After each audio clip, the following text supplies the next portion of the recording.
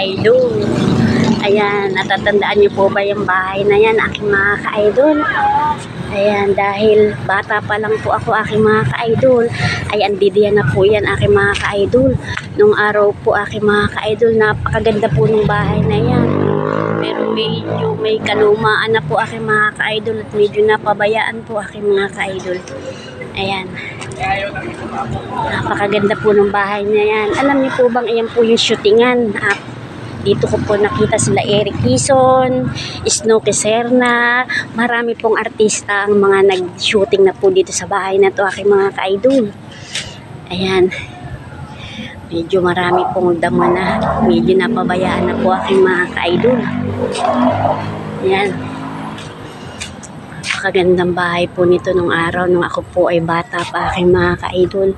Pero po, may kalumaan na po dahil sa tagal na po ng panahon, aking mga ka-idol. Ayan. Thank you for watching po. Bye-bye.